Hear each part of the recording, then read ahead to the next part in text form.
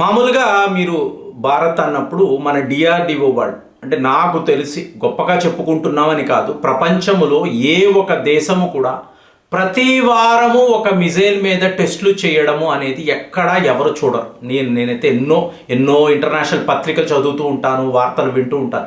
ఎక్కడా కూడా every week DRDO every week ఈ ఒడిశాలో ఉండే అబ్దుల్ కలాం ఐలాండ్స్, సో ఇక్కడ ఒక పరీక్ష జరుగుతూనే ఉంటుంది. సో జరుగుతున్నప్పుడు ఏంటంటే మనకు ఆనందం, ఎందుకంటే ఇవాళ మనము రాకెట్ ఫోర్స్లో చాలా చాలా అడ్వాన్స్డ్గా ఉన్నాం.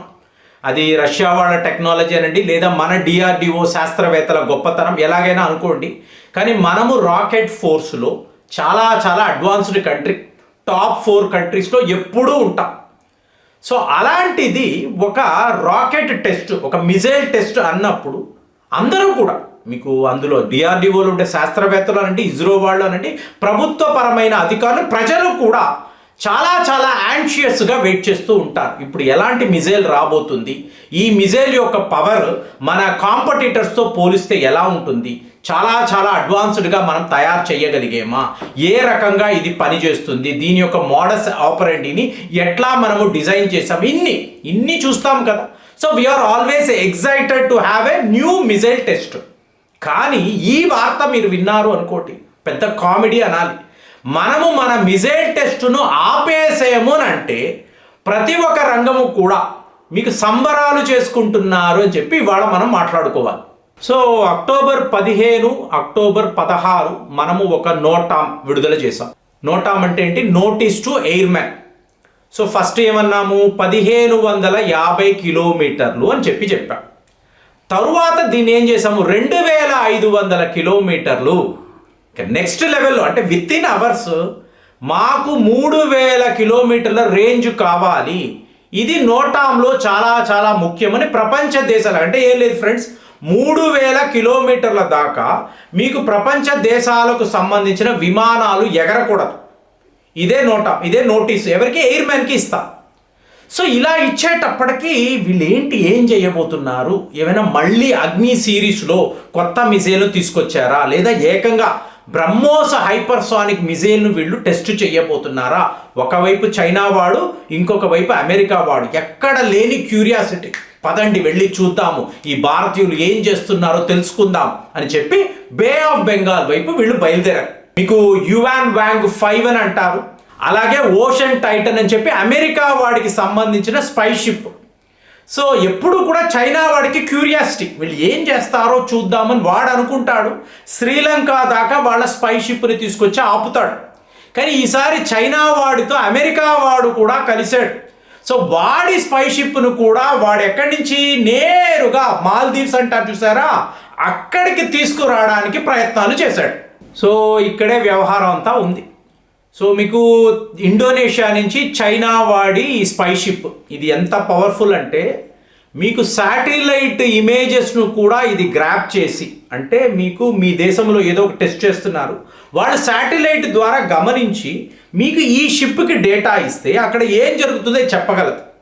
అలాగే సబ్మెరైన్స్, మీకు సముద్రం అడుగున ఏం జరుగుతుందో ఇది చెప్పగలదు. మీకు మిజైల్ ట్రాకింగ్ సిస్టమ్ కూడా ఇందులో ఎక్స్ట్రాడినరీ. ఎవరిది? చైనా వాడి యువాన్ వాంగ్ 5 గురించి నేను మాట్లాడుతున్నా. సో ఇండోనేషియా నుంచి వాడు బయలుదేరాడు. ఏం చేస్తున్నారు ఈ భారతీయులు? వీళ్ళు హైపర్సానిక్ మిజైల్ మీదే, అంటే ఇది ఇంటర్ కాంటినెంటల్ బాలిస్టిక్ మిజైల్ కదండి మనం చేస్తున్నాయి. లేకపోతే 3000 కిలోమీటర్లు రేంజ్ మనం అడగము కదా, నోటాంలో అడిగేము. సో ప్రపంచ దేశాలందరూ కూడా ఒప్పుకున్నారు. అంటే మనము ఒక అతిపెద్ద మిజైల్ మీద ఈ పరిశోధనలు, ఈ పరీక్షలు చేయబోతున్నామని చైనా వాడు గమనించాడు. మరి అమెరికా వాడు ఊరుకుంటాడా? ఇప్పుడిప్పుడే వాడు కూడా తిప్పుతున్నాడు సౌత్ చైనా సీ వైపు. వాడేం చేశాడు? నేరుగా పసిఫిక్ ఓషన్ నుంచి మీకు మాల్దీవ్స్ దాకా నేరుగా వాడు కూడా వాడి వార్షిప్, అంటే ఇదే స్పై షిప్, దీనిని వేసుకుని వచ్చాడు. వచ్చిన వాళ్ళు ఏం చేస్తారండి, ఎలా వీళ్ళకి తెలుస్తుంది అని మీకు డౌట్ వస్తుంది. అలా ఉండదు ఫ్రెండ్స్. ఆ మిజైల్ యొక్క డిజిటల్ సిగ్నేచర్, ఆ టెక్నాలజీ ఏంటి, అందులో ఉండే పరికరాలు ఏంటి, వాటి యొక్క పనితనము ఏంటి, దీన్ని వీళ్ళు ఈజీగా గ్రాప్ చేయగలరు. దీన్నే డిజిటల్ సిగ్నేచర్ని గ్రాప్ చేయడం మనం చేసాం. అమెరికా వాడి F-16 అనండి, అలాగే వాళ్ళ షాహీన్ మిజైల్స్, ఇందులో ఏముంటాయి, పూర్తి డిజిటల్ సిగ్నేచర్ను మనం గ్రాప్ చేయగలం JF-17తో సహా. ఇదే చైనా వాడికి వాళ్ళ సమస్య. మన పూర్తి టెక్నాలజీ భారతీయుల చేతుల్లోకి వెళ్ళిపోయిందంటే ఇలా మనము గ్రాప్ చేయగలం. సో ఇప్పుడు వాళ్ళు కూడా అదే పని చెయ్యాలని ఆలోచిస్తున్నారు కదా. సో మన యొక్క మిజైల్ ఇందులో ఎలాంటి పరికరాలను మనం అమరుస్తున్నాము, వాడుతున్నాము తెలుసుకోవాలనే ప్రయత్నాలు చేస్తున్నారు కదా. సో ఈ పరిస్థితిలో మనం ఏం చేశాము, చెప్పా పెట్టకుండా ఎవరికి ఎటువంటి నోటీస్ ఇవ్వలేదు. నోటామ్ క్యాన్సల్ అని అన్నాం. అంటే నోటామ్ క్యాన్సల్ అంటే ఏంటి, ఈ పరీక్షే జరగదు. సో దాంతో చైనా నుంచి బయలుదేరిన ఈ స్పై షిప్, అలాగే అమెరికా నుంచి వస్తున్న ఈ వార్షిప్, వీళ్ళు ఎన్నో ఆశలతో, సో మొత్తము వాళ్ళ యొక్క పవర్ ఏంటి, మీకు అందులో ఉండే మీకు ఆ సిస్టమ్ ఏమిటి, సో ఇది ఎంత రేంజ్కి వెళ్ళగలదు, డైరెక్ట్గా మెయిన్ ల్యాండ్ చైనా దాకా కూడా ఈ మిజైల్ వస్తుందా, వచ్చినప్పుడు పరిస్థితులు ఏంటి, ఇదంతా వీళ్ళు గమనించారు కదా.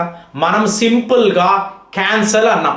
కారణాలు నథింగ్. ఇది ఎలా చెప్పాలంటే, ఒక దొంగల ముఠ ఒక ఇంటి మీద దాడి చెయ్యాలి, సో మొత్తము లూటింగ్ చెయ్యాలి. ఎందుకు, వీళ్ళు ఏదో విదేశాలకు వెళుతున్నారు, వాళ్ళకి అర్థమైంది. మొత్తము ప్లాన్ చేసుకున్నారు. సడన్గా ఆ ఇంటి యజమాని, లేదు మేము ఫారిన్ ట్రిప్ వెళ్ళడం లేదు, ట్రిప్ క్యాన్సల్ అయ్యింది అంటే ఈ దొంగల ముఠ లబోదిబోమని ఎలా ఏడుస్తారు అంటే, ఇంకా వెళ్ళి ఎందుకురా నువ్వు వెళ్ళడం లేదు, నువ్వు వెళ్తే కదా మేము దోచుకోగలం అనగలరా, అనలేరు కదా.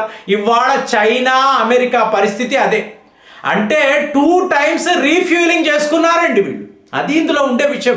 అంటే ఓడ వస్తుంది, ఫ్యూల్ అయిపోయింది, మళ్ళీ ఇంకొక దేశం వద్దకు వెళ్ళి రీఫ్యూలింగ్ చేసుకున్నారు. అక్కడ నుంచి పొలోం అంటూ బే ఆఫ్ బెంగాల్ వచ్చి మన యొక్క మిజైల్ మీద నిఘా పెట్టాలి అనుకుంటే మనం సింపుల్గా నోటామ్ని క్యాన్సల్ చేశాము. ప్రస్తుతము ఈ మిజైల్ టెస్ట్ అనేది జరగదు, మీరు దిక్కున్న చోట చెప్పుకోండి అని అనడంతో ఇప్పుడు అమెరికా చైనా లబోదిబం అంటున్నారు. వినడానికి కామెడీగా ఉంటుంది, కానీ వాళ్ళు వాళ్ళ క్రూతో మీకు ఎంతంత దూరాలండి, ఎన్నెన్ని వేల కిలోమీటర్లు దాటుకుంటూ మన కోసం వచ్చి మన టెస్ట్ల మీద ఏదో వాళ్ళు నిఘా పెట్టాలని అనుకుంటే తుస్సుమనింది. ఇవాళ వీళ్ళు ఏం చెయ్యాలో తెలియని పరిస్థితిలో ఉన్నారు. మరి ఇప్పుడు మనం ఏం చేస్తాం? DRDO వాళ్ళ శాస్త్రవేత్తలు, డిఫెన్స్ శాఖ వీళ్ళందరూ ఏం చేస్తారు అంటే, సడన్గా ఒకే రోజు నోటామంటారు. ఈ పరీక్ష అనేది అంటే వాడు ఉంటాడా లేడా గమనిస్తామండి. ఒకవేళ ఇక్కడ ఏం టెస్టులు జరగడం లేదు, అక్కడే ఉండాలంటే ఖర్చు కదా, ఫ్యూల్ అయిపోతూ ఉంటుంది, అక్కడ స్టాఫ్ ఉంటారు, వాళ్ళకి ఫుడ్ అన్నీ ఉంటాయి కదా.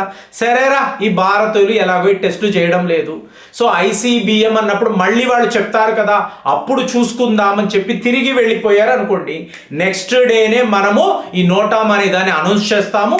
ఇమీడియట్గా మనము అనుకుంటున్న ఆ మిజైల్ మీద టెస్ట్ అనేది మొదలు పెడతాము, సక్సెస్ఫుల్గా చేసేసేము. ఎప్పుడు కూడా గుర్తుపెట్టుకోండి ఫ్రెండ్స్, సీక్రసీ అనేది మీకు యుద్ధములో చాలా చాలా ముఖ్యం. అదే అంటున్నా, ప్రపంచము ఒక యుద్ధము వైపు వెళుతున్నప్పుడు భారత్ యొక్క రోల్ అనేది చాలా క్రిటికల్ అండి. అక్కడెక్కడో ఆఫ్ఘనిస్తాన్, పాకిస్తాన్లో యుద్ధాలు జరుగుతున్నాయి, ఇటేదో రష్యా, యుక్రెయిన్, ఇవన్నీ అనుకుంటాం. అంతా కూడా మన మీద ఫోకసే ఉంటుంది, మనమే సెంట్రల్ పాయింట్గా ఉంటాం. కానీ మనము ఏమీ మాట్లాడం, కామ్గా మన పనులేవో మనం చేసుకుంటాము. మనము లేకుండా ఈ దేశాలు ఎవరు కూడా ఏ యుద్ధాలు చెయ్యలేరు. మన ప్రభావం, మన ఇన్ఫ్లుయెన్స్ లేకుండా వీళ్ళు ఆడుతున్న నాటకాలు ఏవి కూడా ముందుకు వెళ్ళవు. ఈ పరిస్థితుల్లో మన మీదే నిఘా పెట్టాలి అని చెప్పి చైనా, అమెరికా వాళ్ళు భావించారు. అట్టర్ ఫ్లాప్ అయ్యింది.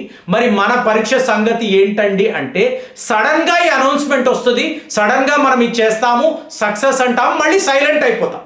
సో ఇదంతా ఏంటి, వాళ్లకు నష్టాన్ని కలిగించడం. అంటే ఇంకొక దేశాన్ని ఏదో ఒక రకంగా ఇబ్బంది పెట్టాలని వాళ్ళు అనుకుంటున్నప్పుడు మనం ఇచ్చే జవాబు ఎలా ఉంటుంది? తెలివితేటలు మనకి బాగానే, ఒకప్పుడు ఇవంతా ఆలోచించే వాళ్ళం కాదు, కానీ ఇవాళ ఈ చతురు అనేది మనకు చాలా అవసరమని నాకైతే అనిపిస్తుంది. లేకపోతే ఈ చైనా, అమెరికా లాంటి దేశాలు మనం హ్యాండిల్ చేయలేం కదండి.